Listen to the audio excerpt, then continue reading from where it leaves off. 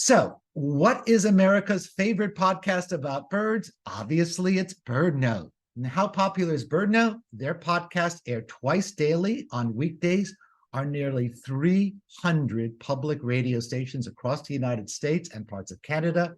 And worldwide, they reach approximately 200 countries and sovereign territories. And two of the people responsible for that popularity are here tonight.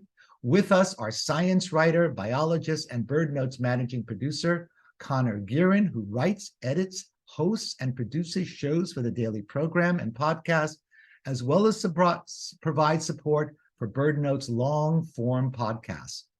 Joining him is Bibi Baksh-Pabion, BirdNote's communication director, who is one of the driving forces growing BirdNote's audience.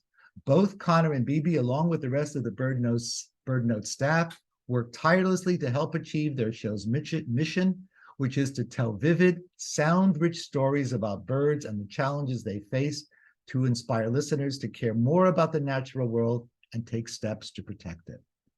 Conor Gearin grew up in St. Louis and received his bachelor's in science writing from MIT and his master's in biology at Nebraska University, which is where he now lives in Omaha, Nebraska. Raised and mostly educated in the Midwest, he developed a love for the native songbirds of the region, which later evolved to his research on how people and wildlife there can live sustainably together. Conor has written nature articles for New Scientist, The Atlantic, New Territory, Undark, and Nova Next, and writes a newsletter about local wildlife and landscapes called Possum Notes. Conor loves to bird and bike, not necessarily simultaneously, and he has described his favorite songbird when out in nature as the common yellowthroat. For those of you who listen to BirdNote Daily, you may recognize Conor's voice as he has contributed to approximately 1,500 shows since joining BirdNote in 2021 and is one of the familiar voices you'll hear on their broadcast. Bibi, who once described herself on YouTube as, "I'm a curiosity-driven, politics-loving, thrill-seeking news junkie who is enthralled by every facet of the news industry." She is an award-winning journalist who hails from South Florida and lives currently in Palm Beach County, where she received a master's degree in communication and media studies from Lynn University. Before assuming her current role at BirdNote in the spring of 2022, she was the digital marketing manager for the city of Boynton Beach, and previous to that was communications director for Palm Beach County Parks and Recreation. Bibi loves to photograph birds and goes on nature adventures. And if you're lucky enough to bump into her while she's hiking or biking to our local Palm Beach County natural habitats, be sure to say hello, but only after you first let her get that great photo. Finally, before I hand the screen over to Conor and Bibi, which I know you're all waiting for me to do, who will be presenting tonight on the power of storytelling with BirdNote, I just wanted to point out that most of the bird sounds, images, and videos used on BirdNote are provided by the Macaulay Library of Cornell Laboratory of Ornithology, which you learned about last month when Audubon Everglades brought you Linda Macaulay's wonderful presentation.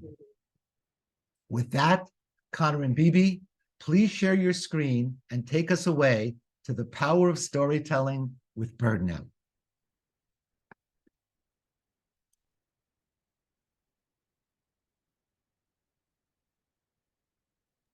Oh, I was unmuted. I'm so sorry for that. I knew I was going to do that. Thank you, Scott, for that wonderful introduction. I'm going to go ahead and share my screen. You can see our presentation. We're really happy to be here. Thank you for inviting us. We're so excited to be with you all. And as you mentioned, Scott, Conor and I are with BirdNote. We're an independent nonprofit media production organization. And tonight we're going to talk to you all about BirdNote and who we are, what we do, why we do what we do, and how BirdNote Stories helps birds and helps conservation initiatives. So the first thing I want to do before I get into any of that is share a BirdNote Daily episode with you, because the only way to talk about BirdNote and the only way for you to get who BirdNote is to understand our stories and hear our stories. So this story, this BirdNote Daily story is titled Sandhill crane families stick together. So I'm going to play it with you, or for you. And all our BirdNote Daily episodes are 2 minutes long.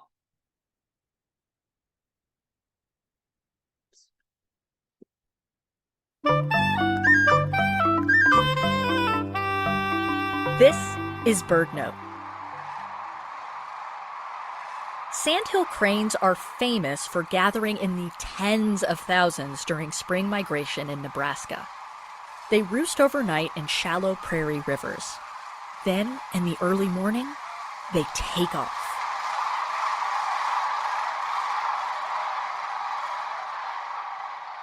Within these massive gatherings of cranes are many smaller groups, tight-knit family units. A pair of adults might travel north with their young from the previous summer, along with grown-up offspring from several years ago.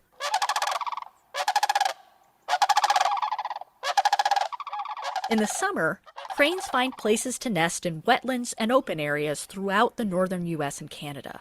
They'll raise up to 3 chicks over the season. Sandhill crane families form a close bond. They typically will stick together for the journey south and the winter, even in large flocks. The parents will often stay together for the rest of their lives.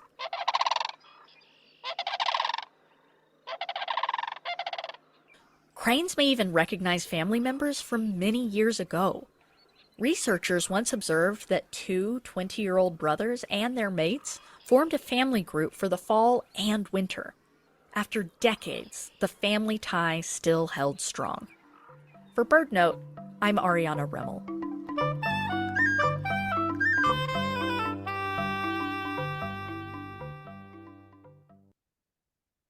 So like I mentioned, BirdNote is an independent nonprofit media production organization. A lot of people like to associate us with public radio, but we're not. We're actually independent. We produce our stories in-house, so to speak.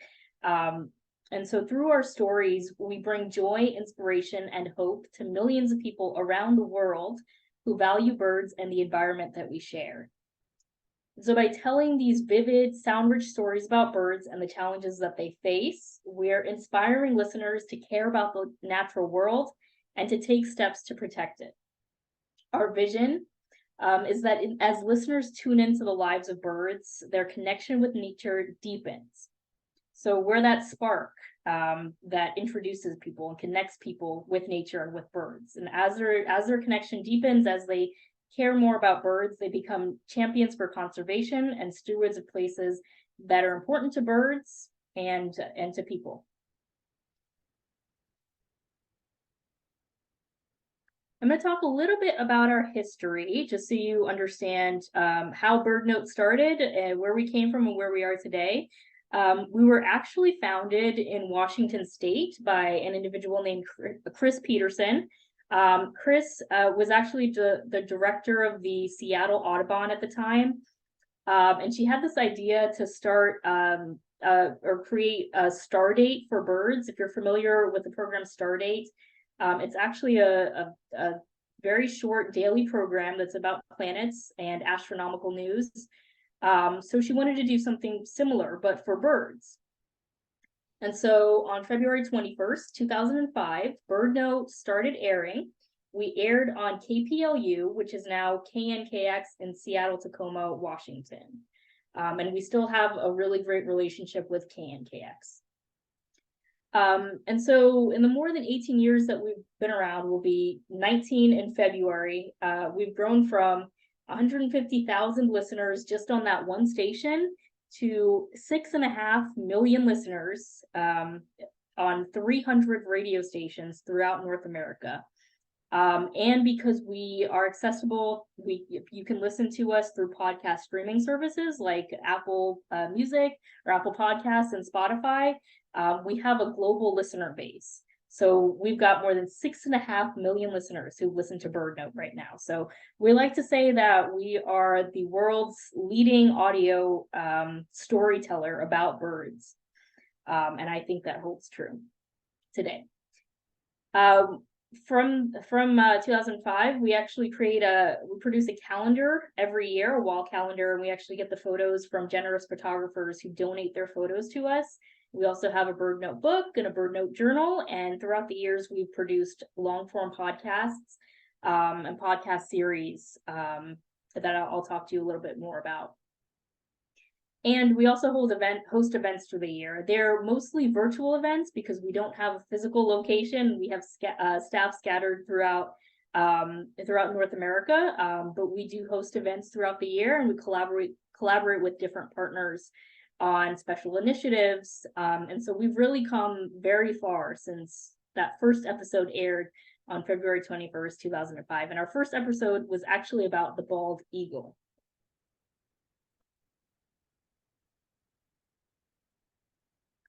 So like I said, you can tune into BirdNote on more than 300 radio stations across North America. Unfortunately, we don't have a station that carries BirdNote in Florida. We used to, but there was a station in St. Augustine that used to carry us not too long ago, but they stopped carrying us. So we're working on getting at least one or a couple more stations in Florida to carry us, because I think that listeners would really love it. But we don't have a station in Florida, but you can listen to us through podcast streaming services. So Apple Podcasts, like I mentioned, Spotify, and a whole host of other streaming services. You can listen to us, and you can visit birdnote.org to listen to us as well. And we are connected on social media. So we've got more than 85,000 people that we're connected with on social media. So Facebook, Instagram, TikTok, YouTube, LinkedIn. We're definitely digital, and we have an email newsletter that we send out once a week. So I'm going to play another BirdNote Daily episode. This one is called "Some Birds Have Two Voices."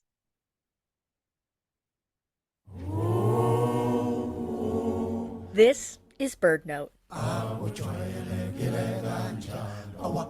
When two or more people sing together, they can create harmony by producing different notes at the same time. Astonishingly, many songbirds can create harmony without another bird to back them up, all on their own.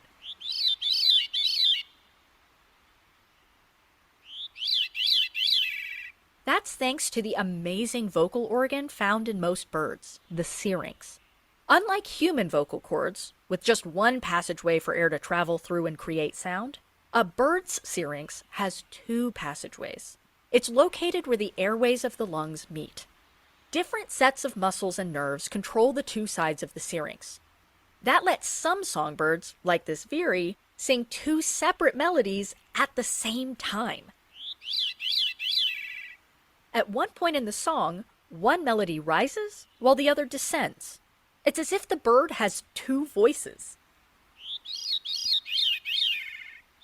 While most people can only dream of sounding like a veery, throat singing practiced by the Tuvan people of Central Asia comes close. Throat singers produce just one melodic line, but with multiple harmonic tones at once. To sing two different melodies at the same time, humans just have to work together. For BirdNote, I'm Ariana Remmel.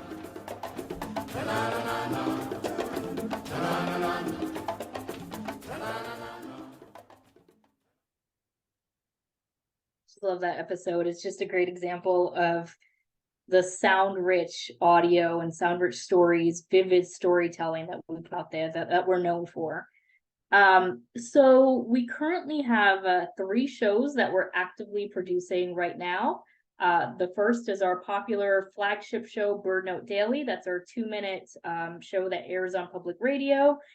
We also produce a long-form show called Bring Birds Back, and then we have a show that's available in Spanish that's translated from BirdNote Daily. It's called BirdNote en Español.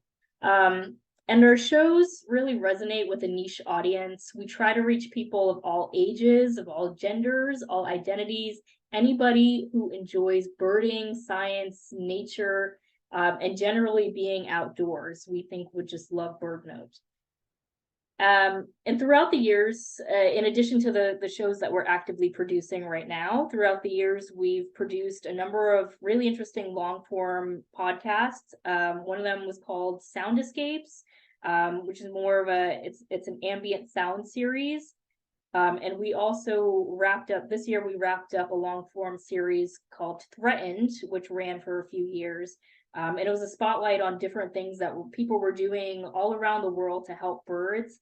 The most recent season was about Puerto Rico. The season before that was about Hawaii.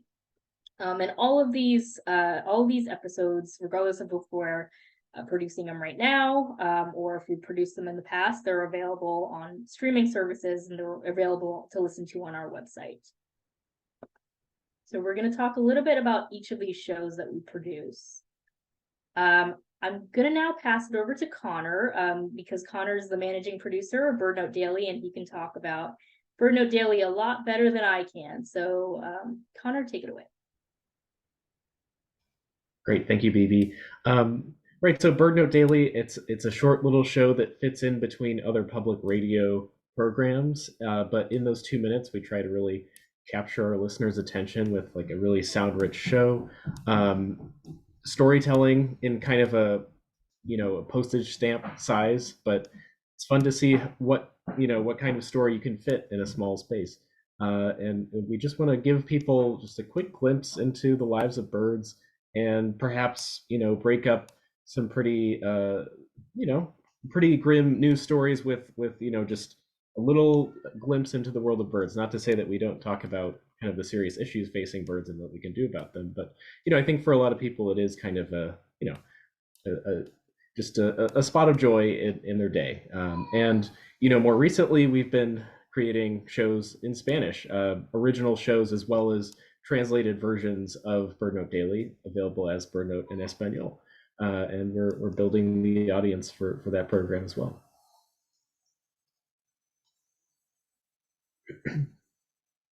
Thanks, Conor. And you touched on something really important. We get a lot of people telling us that they hear BirdNote Daily on the radio, and it's not just the way that they start their day in the morning. It's not just a morning routine.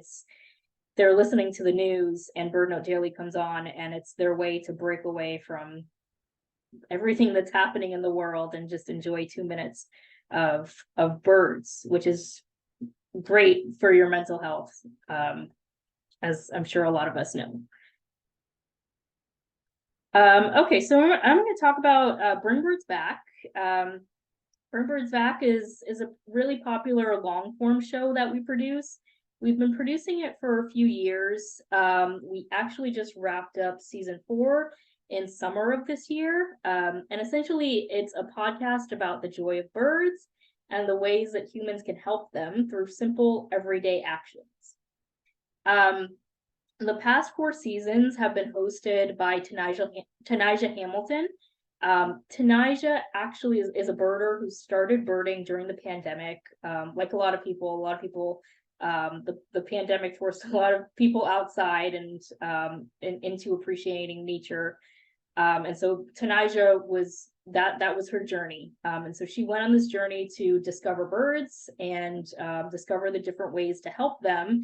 And so that's what the podcast is essentially about. She interviewed so many different people in the birding world through these 4 seasons. We've done an episode about bird-friendly coffee, about turning the lights down during migration season, different legislation that can help birds. There's an episode on AI and wind farm technology.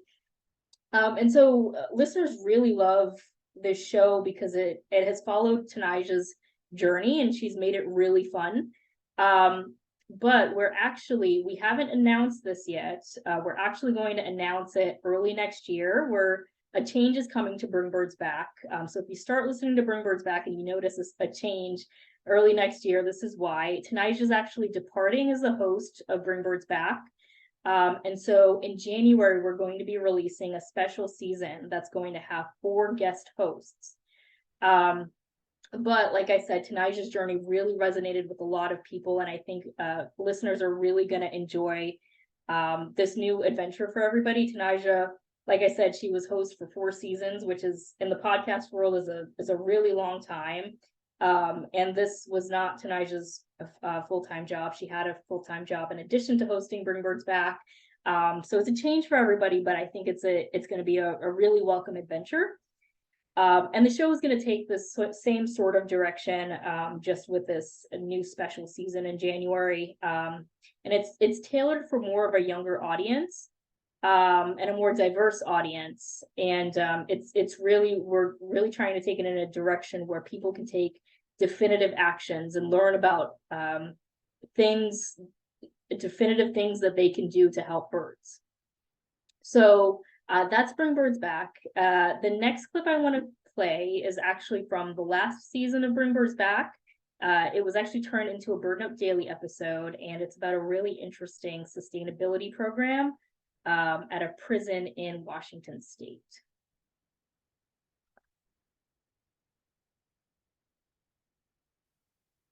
This is BirdNote. I'm Tanaja Hamilton. This spring, I traveled to Washington State to see something really special. I met with incarcerated women who are part of the Sustainability in Prisons project. They're helping raise caterpillars of endangered butterflies to release into the wild. Here's Radeline. These caterpillars, these larvae, are just coming out of diapause, which is kind of like hibernation. So they're just waking up and getting their food. They're being split up into new, smaller groups. And so I'm just creating the new labels for their new little homes. Hold our little delicate friends. The baby's here, wait. One woman, Summer, told me that participating in this project helps her feel like she's building towards something. I feel like it's more than just like, oh, we're out here just doing the butterflies. We have a passion for something greater than, and my grandma was 101 when she passed away, and I remember catching tiger swallowtail butterflies with her. And I lost my mom this trip to prison, so I really feel like my mom's smiling on me, doing something really cool here. We're getting ecology degrees, working towards something when we leave here that there's a wide variety of things we can do with what we're starting here. I know there's a lot more going on these days for us to let us know that our past doesn't define us, and the work that we do here is important. Hear more from the women, men, and staff of the Sustainability in Prisons project on the Bring Birds Back podcast. In a double episode, we'll take a deep dive into the positive impact of nature and conservation on incarcerated individuals during and after prison. Listen to your favorite podcast app or at birdnote.org.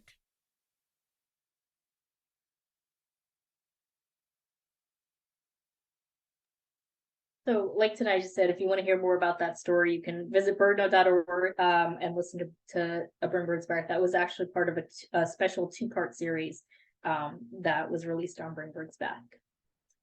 So I want to cover a little bit about our goals. I know I talked a bit about how our stories inspire people to take action, and Conor's going to talk a little bit. He's going to go deeper into that, but I just wanted to do a little bit of an overview of why BirdNote does what we do. So through our storytelling, we want to do a couple of main things. We want to connect people with nature, and we want to inspire people to take action to help our environment. So that's what our shows are really about. We really believe that the first step in getting people outdoors and caring about birds and helping birds is to get them connected. And that's what we do through our stories. We get them interested and connected.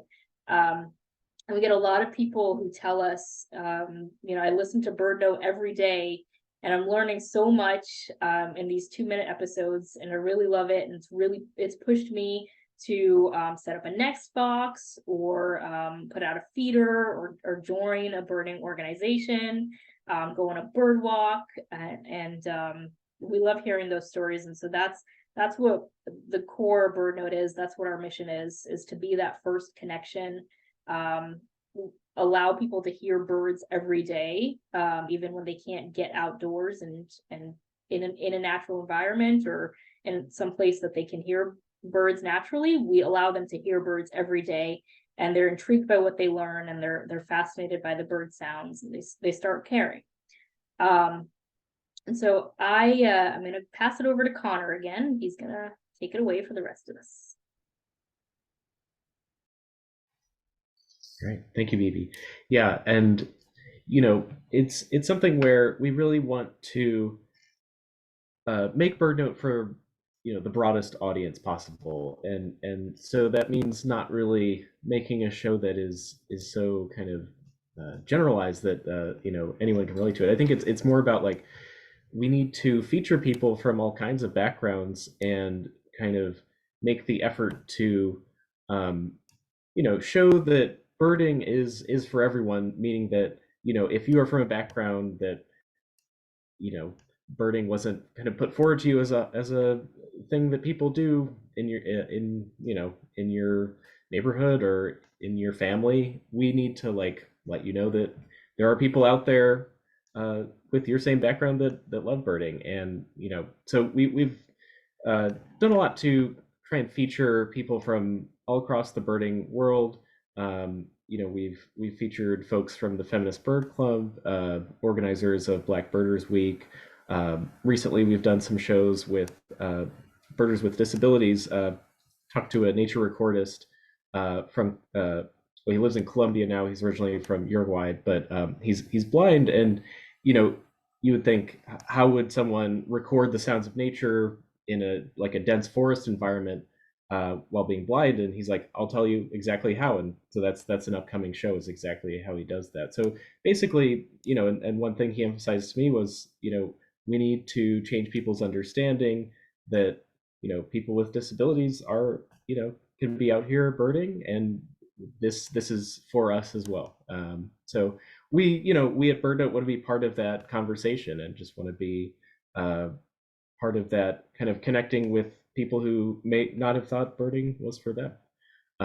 And also, of course, emphasizing conservation, as we always have. So I think a lot of our shows serve to just introduce you to a species, hopefully a bird you might see in your backyard or in a public park near you. But the next step, of course, is, okay, what kind of challenges does this bird face, and what can we do about them as individuals? What can we do as far as ongoing efforts to support? So we want to really highlight that in the show as well. I think we've got another show we're going to listen to in a minute here.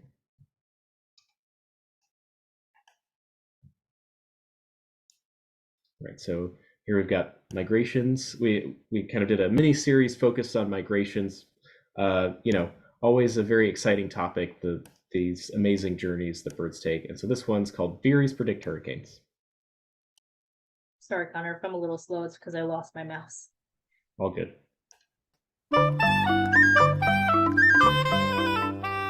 This is BirdNote.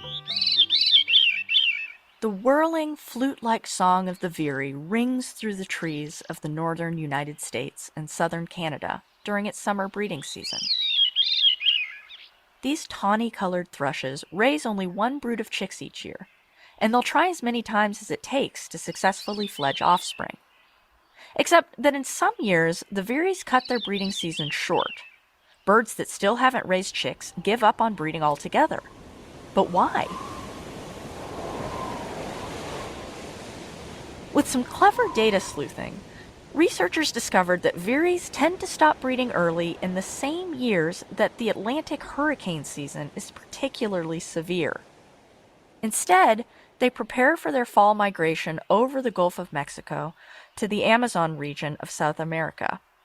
In fact, veeries are sometimes better at predicting hurricane conditions than computer models. And that's particularly intriguing to scientists because the birds seem to forecast storms months in advance. It's still a mystery how these songbirds became such incredible meteorologists. As climate change increases the number and intensity of Atlantic hurricanes, many songbirds like the veery could suffer the consequences. Not only do they have less time to breed, but their safety is compromised as they're forced to fly through fierce tempests during fall migration season. To learn more about what you can do to support migratory birds at home, start at our website, birdnote.org. I'm Ariana Remmel. All right, so Veeries, lots of talents we're learning, not just amazing singers, but also able to predict hurricanes. I mean, I think the thing to point out there is, the show kind of begins with this really amazing ability that Veeries have, but I think it's ultimately a way to understand climate change and its effects, right? So not simply, oh, it's getting warmer every year, but look at how it's affecting the behavior of this bird in this very specific and interesting way. And I hope that kind of leads people to feel more connected to these issues if you can kind of understand, one story at a time and kind of dig into those details. So what I want to do now is kind of take you behind the scenes of our production and talk about where our shows come from and how they're made. I think that we, as a team, what we share is just curiosity and lots of enthusiasm. I think collectively, sure, we have lots of bird knowledge on the team, but I think what we have in common is mostly we're all learning. We're all at different stages in learning about birds, but we have just like a lot of enthusiasm and just really excited to learn new things and share them with each other. That's kind of where BirdNote starts, is just talking to each other and saying, hey, did you see this wacky study about how Veeries can predict hurricanes? Or, oh, I saw this, this owl in my backyard and it was doing this kooky thing. Have you ever seen that? That's the kind of conversation we have kind of on a daily basis. And that's sort of the breeding ground, if you will, for BirdNote shows. We try to stay really engaged with what ornithologists are studying, keep up with newly published science, but also just, keep our, eyes and ears open in our daily lives and just stay curious about what we see going on with birds around us, because that can be the start of really interesting stories. So, our narrator and contributor Ariana Remmel brought us this show about trumpeter swans in Arkansas, in this particular IBA, important bird area. Very specific location, and you might say, if I live in Florida or Nebraska as I do, what does that have to do with me? Well, I think we start with that curiosity about your local neighborhood, and then we can show, hey, this is actually like a continentally important population of trumpeter swans. So it's kind of starting with the specific and then building towards these bigger issues about what's going on. And kind of, if we begin with this like field recording that Ariana made of these trumpeter swans, and then we end up talking about kind of the recovery of this species at large. So anyway, we also get a lot of really great questions from our audience about, what is going on with my local birds. One show started out with someone asked us, there was a photo of a cardinal that didn't have a tail, and it was just like, what's going on here? And it turns out that this isn't something I knew about beforehand, just hadn't noticed it myself. But so sometimes when birds are frightened by a predator or they're being actively attacked, they can do something that's called a fright molt, where some of the feathers in their tail or their back feathers will just kind of spontaneously release, and it's sort of a last ditch effort to kind of evade that sharp-shinned hawk that's about to take it away. So that became a show. It's just starting from that kind of honest question of like, why does this bird not have a tail? Turns out that there's an answer. And so then the next steps are like just really digging into the research, and as short as the show is, we end up reading quite a bit of scholarly papers, even for just one short show, and we do quite a bit of fact checking for any scientific claims we're making, because we want, first and foremost, we want BirdNote to be a source you can trust, right? And even we're really delighted to hear when like educators use BirdNote as a teaching tool, and so we want to, of course, we want what we say on BirdNote to be very trustworthy and grounded in the latest evidence, right? And it's not an exaggeration to say that every sentence that goes on the air gets multiple rounds of edits from multiple editors, myself and my colleagues, look at every word that goes out multiple times. And it's word choice. It's also kind of writing for the ear, writing for audio. It's and I'll talk more about that in a minute, but it's very different to write for the ear versus writing for the page. You only get to hear something once when you hear it over the radio. You don't get to reread, and what that means is it needs to make sense the first time you hear it in a very simple and straightforward way. Yeah.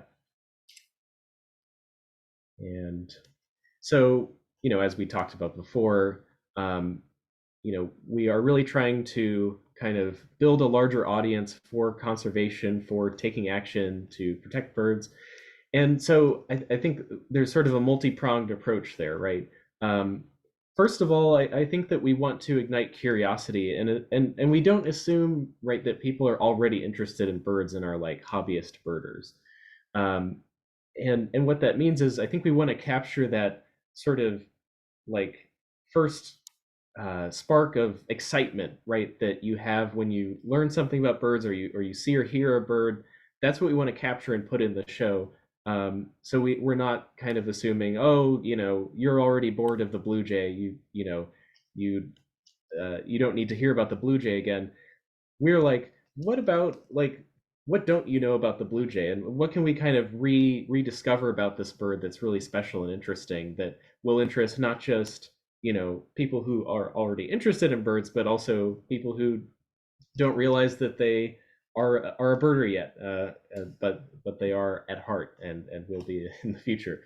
And we also try to make a lot of connections between the lives of birds and also how they appear in art over the years, and various global cultures and history. I mean, there's just a lot of fascinating stuff out there. We did a show focused on the humble chicken and how they have basically appeared throughout history as like venerated holy animals in ancient Babylon and Persia and all these places. And ancient Rome, they actually had all these statues of chickens. So just showing that birds have always been such an integral part of human life. And anyway, just another window into, if you don't think of yourself as a birder, just looking at it from a historical perspective, from an art perspective, right?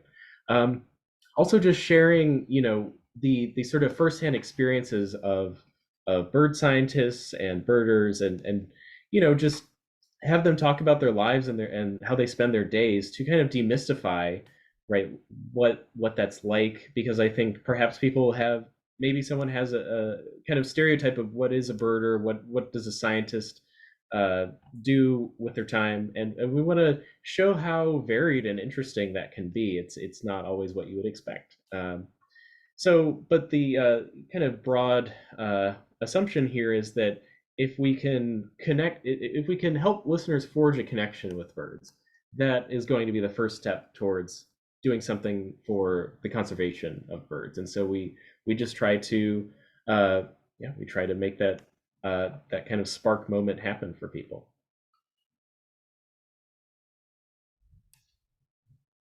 So just as a quick case study, I mentioned a number of shows, but just thinking about the loggerhead shrike, right?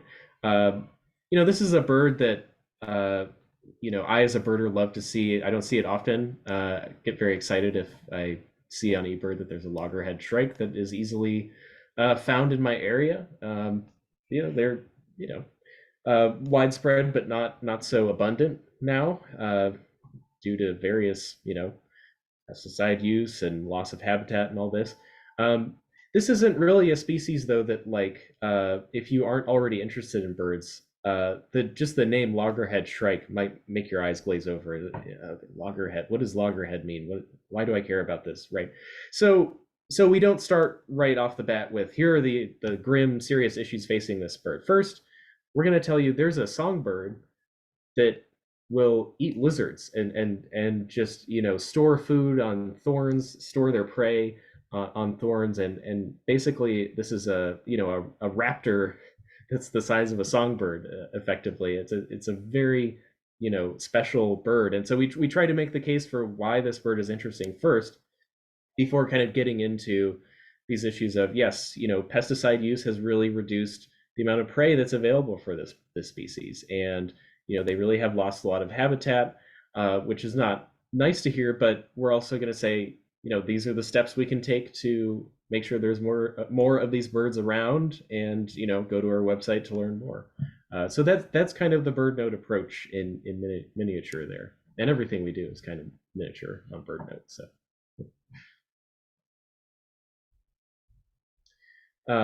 Yeah, and as I kind of hinted at, I just think of it as we have to be honest with our listeners, right? So yes, we are like a spot of joy in people's days, and I think that's really important. And I see that as kind of a responsibility too. Like we really want to bring joy to people, and I think that's important as well. But we can't skip over these serious issues of climate change, habitat loss, environmental degradation, that affect both birds and people. And we talk about how these issues are, issues of bird conservation are reflected in, environmental justice concerns and problems facing communities, that it's two sides of the same coin, right? But whenever we bring up a serious issue, we don't want to leave it there, right? So we want to share ways that listeners can help, explore what conservationists are doing to solve the problem. And, I think that this is something that a number of our kind of guests on the show have mentioned, is that, birding is a two-way street. Birds offer you a lot, right? They offer you songs and fascinating behavior, and they show up near where you live, and it just can be such a meaningful part of your life. But it's important to see that as a two-way street, where then you want to be giving back to birds. You want to be birding in an ethical way, and you want to be taking action in various ways to make sure that those birds have habitat to raise their young, and that their migratory stopover sites are protected. Yeah.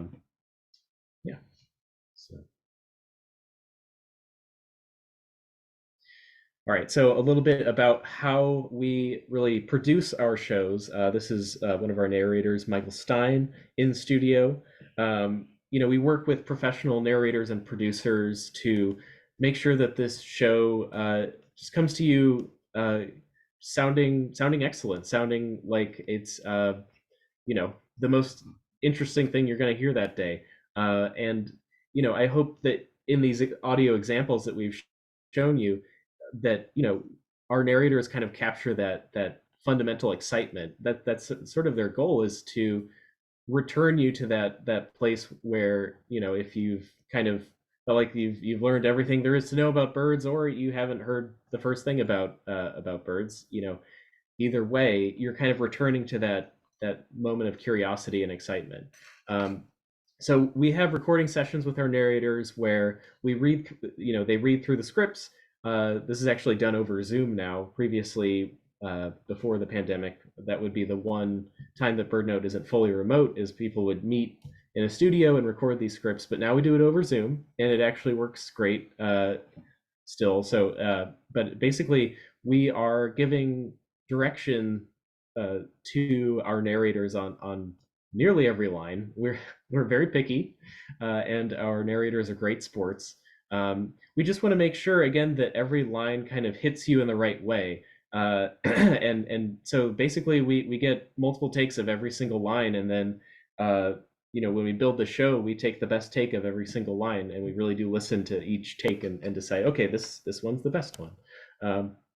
And during those recording sessions, often it happens that if I wrote the script, I'm feeling very confident that, yeah, these are this is the word choice we want to use, and I'm very happy with the sentence structure.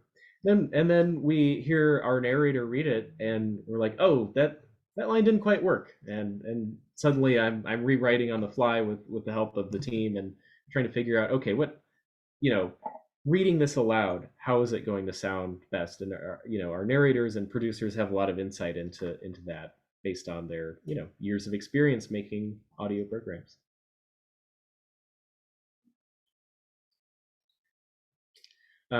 So of course, the voice talent is one thing, but we are very lucky to have a special relationship with the Cornell Lab of Ornithology to source our bird sounds from the Macaulay Library, and they just have an amazing archive, uh, you know, a really always growing library, right, of both professionally recorded natural sounds, but also people out there with their iPhones with Merlin Bird ID open, or maybe the voice memo app, and they're recording a bluebird, right, that they're hearing, or whatever the case may be.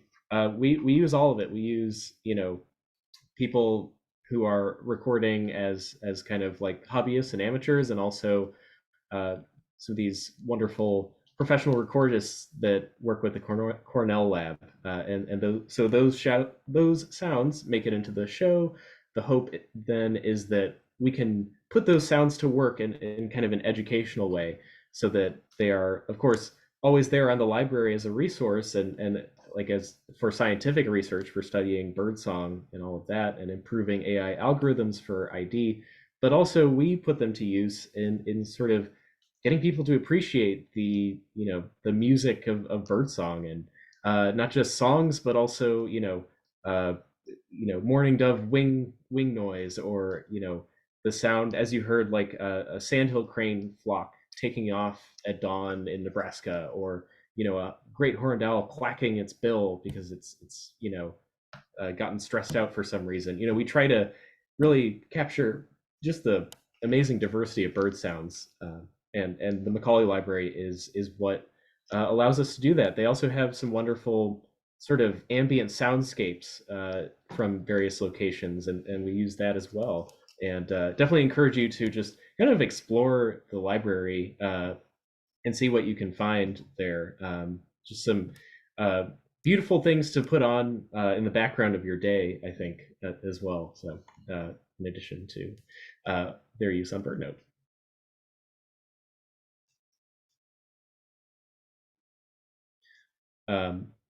All right, so and then actually building the audio mix.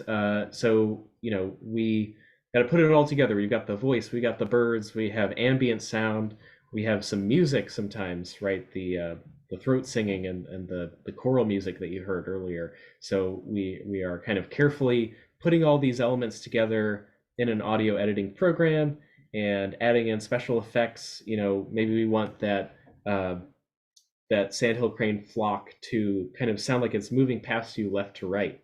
So we can do that in the audio editor, and then we kind of review each show, each mix, up to 3 times, and just try to split all those hairs and just make sure that it's kind of a gem by the time it reaches people. And we don't, kind of making it sound like we're kind of laboring, and we are, but the goal is to make it sound natural, right? We don't want to make it sound overworked. Our goal is to make you feel like you're there, right? You're really in the place that we're talking about in kind of an immersive way. So that's kind of our goal.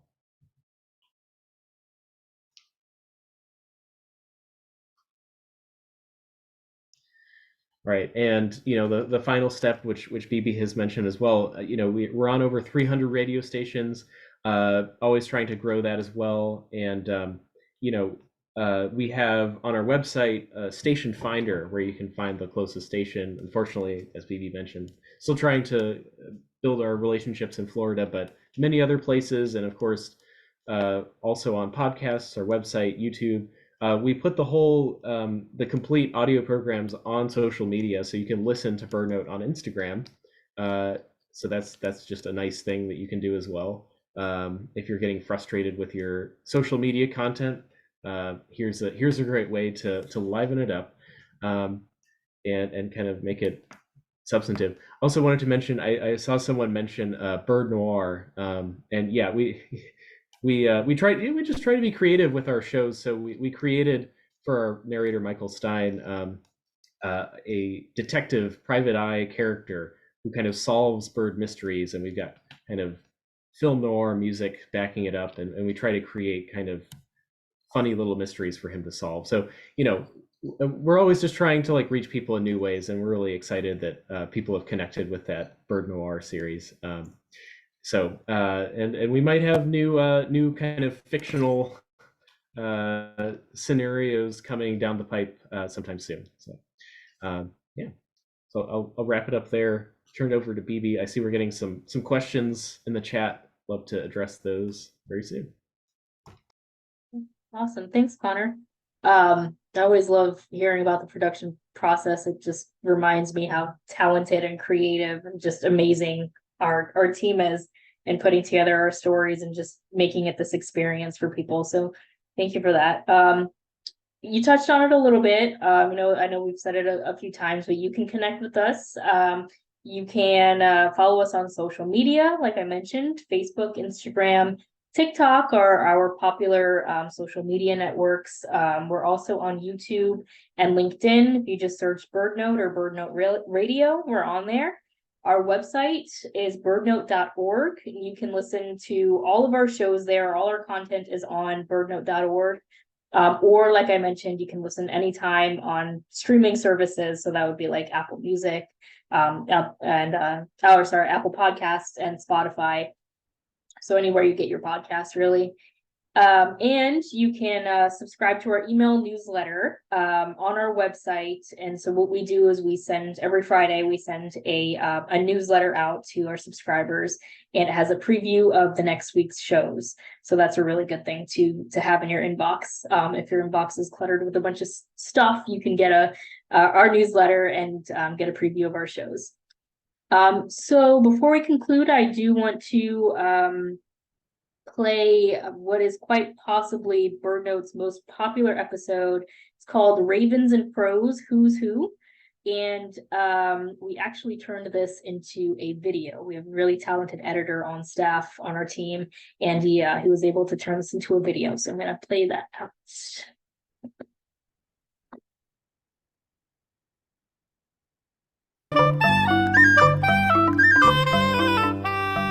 This is BirdNote. So you're walking down the street, and a trash can's been tipped over, and eagerly picking through the riches strewn across the sidewalk are several black birds. They're crows. Or ravens. No, definitely crows. Maybe? How can you tell the difference? Well, first off, listen. Crows caw, while ravens croak. And while common ravens and American crows look quite similar, there are a few ways to tell them apart. Ravens are larger, and they often travel in pairs. Crows usually hang out in larger groups. Next, try to get a look at the bird's tail. A crow's tail feathers are basically all the same length, so its tail opens like a fan. But a raven has longer middle feathers in its tail, so it looks more like a wedge or a triangle. By far, though, the best way to tell these two birds apart is to look at their bills. The crow has a modest bill, but the raven has a great big chunky-looking beak that pretty much says, "Yeah, that's right, I'm a raven." Ravens tend to stick to the wilder parts of the world, like woodlands and open spaces. But when you're walking past those trash cans, you're probably seeing crows. For BirdNote, I'm Michael Stein.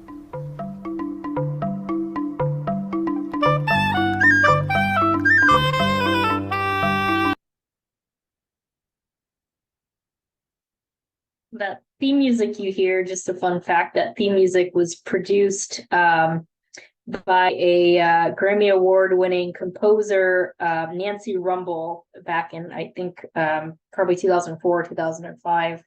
And so that's our iconic BirdNote theme music.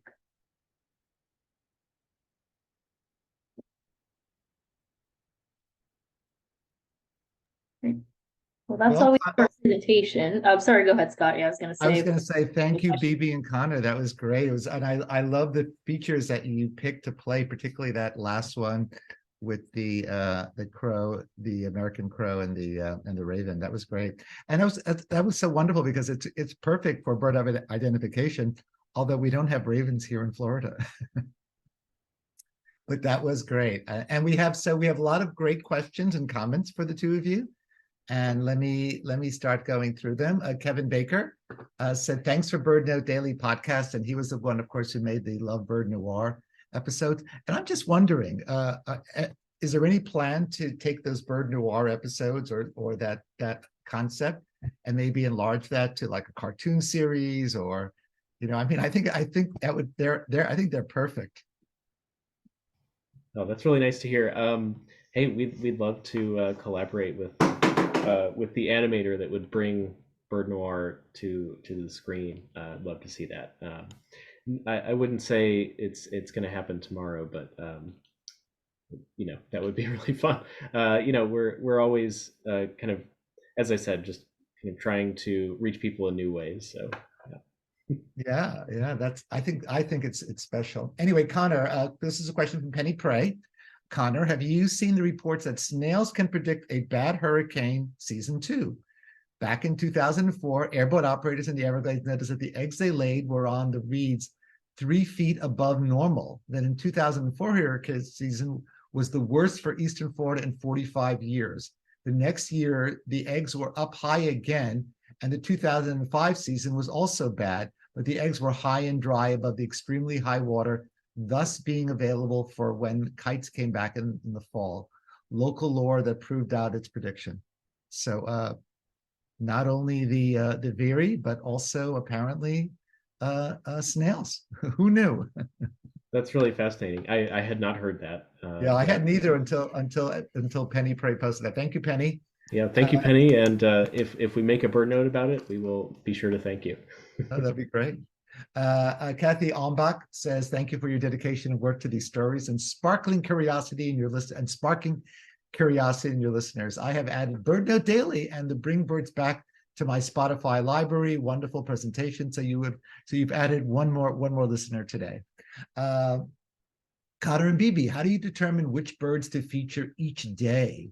Do you follow any plan to go across the country or follow migrations? Since you're heard all around the country and the world, do you get suggestions from these disparate locations? Yeah, that's a great question. I'll start, and Bibi, if you have any anything I miss, I'd love for you to say so as well. In general, we're following the kind of life history calendar of North American birds, right? So, because we know that's where most of our listeners are. They're in North America, and so we're talking about birds that overwinter in the U.S. and Canada, broadly speaking, during the winter, and then as we move into early spring, we're talking about some of those early migrants. And then when we get to May, we're talking about warblers. And we're talking about, those big migratory days. So, I think it is a challenge, right? Because there are some species that are seen in the East that aren't seen in the West, and vice versa. And the solution our solution to that is to just either talk about both regions in the same show in different ways, or just within the course of a week, just talk about, okay, if we're going to talk about the canyon wren on Tuesday, then I hope we'll hear about the Carolina wren on Friday or something. Just kind of covering our bases. But also, we love talking about birds all over the world because there are some amazing species outside of North America that we think people would love to hear about. And certainly we want to be, reaching people not just in the States and kind of building that audience as well. So, I think the underlying principles are one, following the seasons, but two, variety, right? Just kind of making sure you don't hear two shows that are like kind of the same kind of show in a week. We just kind of try to keep it fresh. That's great. And if your listeners are anything like our viewers, I know that we had a show recently with Dr. John Marslov on ravens, and that was one of our most popular monthly presentations. So, and we don't have ravens in Florida, so I'm sure that your viewers, even on the East Coast, are interested in West Coast birds, and your West Coast viewers are probably interested in East Coast birds as well. Another question. This is There is, let me see. Okay, I'm sorry. Who are the major contributors? This is from Kathy Ombach. Does Cornell Labs provide funding to your organization?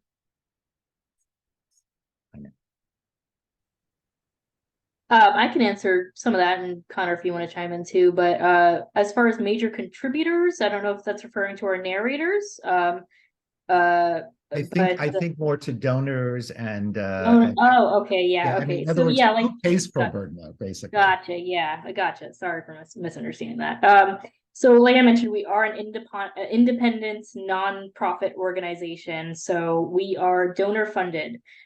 We get we make our money from people who care about our shows and who donate to BirdNote. We have a few major funders. We also have sponsors. The Cornell Lab of Ornithology is a sponsor of ours. They just sponsored one of our events, and they do sponsor some seasons of Bring Birds Back. So but that's that's how we make our money, is through just how any other nonprofit does, is through donations, through grassroots donations, through major donors, and through sponsorships. Great, great. I'm glad that you have the support. That's wonderful. Susan Young says, longtime listener of BirdNote, keep up the good work. Penny Prey, another question from Penny. Do you ever feel that you need to expand to more than the short 2 minute, to possibly 3 or 4 minutes? Not to the longer length show, but just a bit more, because that would be more impactful and satisfying? It's a good question. Well, I'll say that as like writers and producers of the show, we're always wishing it was 3 or 4 minutes, because it's much harder to write short than long. It's a challenge. I will say though that, just logistically speaking, first of all, public radio programs have this 1 minute 45-second spot that various shows can fill, and so I mean, just we exist to fill that spot, just in a practical sense. So that I think of it kind of like how poetry forms evolve. Like sometimes they're very you create a form of poetry for a specific occasion, whatever that might be, a sonnet or whatever, but then you kind of like test that form and try to make it do all these different things. And that's kind of what we're doing with BirdNote. I will also say, if you can say something in 3 or 4 minutes, you can say the same thing in 2 minutes more efficiently, and it can be done. And we that's kind of my bread and butter, is shortening scripts, breaking hearts, cutting things down ruthlessly. But then by the end, you listen back and you're like, oh, well, that's kind of everything I wanted to be in there. Interesting. That's great. I'm just curious, do you ever, I know with the new AI technology out there, do you ever use that in terms of putting together your productions? Because I know that helps to shorten things if you need a quick, oh, I need to cut this down to 2 minutes. Not something that I've ever experimented with. I think, AI, and we actually had a great show about this recently, where we talked to a researcher who uses AI to improve bird migration forecasts, right? So the kind of algorithm behind Birdcast, which is that amazing, they create those amazing maps during migration where it's like, oh my gosh, our area is white hot with like warblers and vireos tomorrow. I got to get out there. So there are some like amazing uses of AI, and then I think as far as like the arts and journalism, I tend to shy away from that. I think that like it's as far as text generation, it's only gathering stuff that already exists on the web. It's not really creating anything new, and so it's not really replacing that, like what we can do as human writers, of like gathering info and kind of selecting what's important based on our kind of value judgments. I think there's still a place for that, while there's also lots of really valuable uses for AI. Right. Well, thank you. I'm glad you shared that. So also a lifelong listener, this is Carol Rosowski, but first on email, but now love the podcast. Great overview of how it all works. Mark Cook says, wonderful podcast, and I've really enjoyed hearing about the behind the scenes that go into making the shows. Thank you. Mark Cook also says, there is so much ornithological science out there. How do you go about reviewing it and deciding upon the most interesting science or conversation stories to highlight? Yeah, another great question. I mean, we try to read broadly as much as we can, and I think it just comes down to what excites us, right? We can't cover everything on the show. We couldn't possibly. There are other places that do cover basically every major new paper that comes out of the big scientific journals. We don't need to do that, right? Because there's other other news sources you can turn to for that. So as a result, we try to just find the stories that are like so quirky or so often just bizarre that like it just grabs your interest. We covered this one study about the markings within some I believe it's a kind of finch that waxbills in Africa. They have these very strange markings within their mouths, and just kind of the mystery behind why they have that, and then sort of mimicry from other species, and just all the that's just an example of like it's just fundamentally interesting, right? Like just the strangeness of that material. So it's just things that strike us in that way, I think. Well, it sounds like you're never going to run out of stories, because I mean the mystery of birds is I think amazing. I have, so there's no more questions, but I have one, and I'm just curious. You've done so many episodes. I know you've been on now for a couple of years. So what's the most difficult episode you've ever done? I mean, what's the one that gave you the most problems and consternation, and where you had to rewrite the script a million times, or things just didn't seem to work, or I'm just curious. Wow, that's tough. I don't know. I think that first of all, working on the show is mostly a lot of fun. So most shows, it's not that it's easy to make, but it is fun to make. I think as far as difficult, I think, well, here's kind of an instructive example, right? So I was trying to write a show about wind farms and birds, right? And kind of conservation issues related to that. And I was having a really tough time squeezing that into a 2-minute show, because I didn't want to give that issue short shrift, right? And I was trying to kind of list all these different things that go into it, and it just wasn't working. So I brought that to our science advisory council, and I said, what should we say about this? What can we kind of highlight? Maybe there's just one issue we can pull out of this in a 2-minute show, and then we can say, please learn more on our website. What it kind of grew into was that became a full-length episode of Bring Birds Back that was like a 30-minute program that really did kind of offer a comprehensive view of wind farms and birds and conservation and what we can do. We need renewable energy. We want to protect birds. How do we kind of make those meet in the middle? And then months later, I excerpted that show on BirdNote Daily, like a short clip of the interview that was done on that show. And so, we kind of used our different programs to solve that problem of how do we possibly do these big issues justice in our short little show. So that's kind of a way that our different programs interact. Is we've got the long form, we've got the short form. We try to use them both for different things. That's great that you have that flexibility, and it's a great way, as you just indicated, to problem solve. That's wonderful. Well, I have no more questions, and we have no more questions in the chat. So I want to thank you both for joining us this evening, and for your great kind of overview of BirdNote. And I think you, if people haven't been listening, I think you have some converts, which is wonderful. Or maybe people will listen more now. And again, those examples of BirdNote that you gave this evening were just treasures. And thank you. And by the way, I just want to let you know. So how BirdNote can affect people. There was a show about a year ago, and it was on urban birding. And we're all out there. We're going shopping. We're running around, going to doctor's appointments, whatever. And I think sometimes we forget that those are also places where birds are. And that show kind of reminded me to look around, like when I pull into a parking lot, look on the buildings around me and see what birds are around, or or just on the power lines when I'm at a stoplight. And it's interesting, but it calms me down. And I really appreciated that show so much because it kind of brought me kind of this little sense of, in these hectic moments, it reminded me that there's also these moments where you can enjoy birds and kind of find a sense of peace, which was really great. So I'm hoping other listeners are having these kind of experiences, but I just wanted to share that with you, and thank you for that. Anyway, thanks so much for joining us tonight. We hope to have you maybe get on sometime with some new dimensions of BirdNote, which would be wonderful.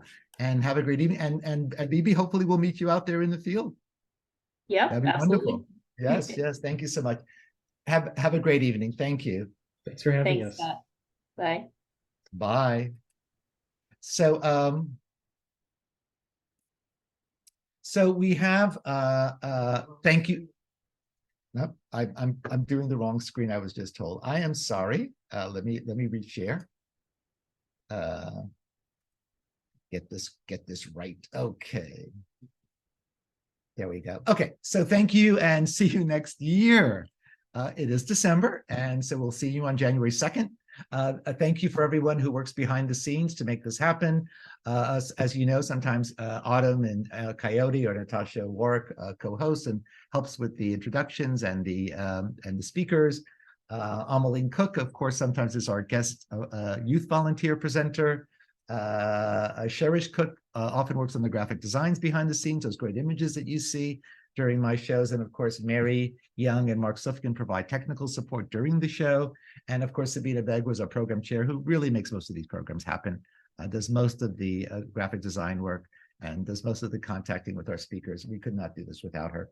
Thank you, everyone. Have a great evening. Thank you for joining us. See you out there in the field, and happy holidays. Happy holidays. Bye, everybody. Have a great evening.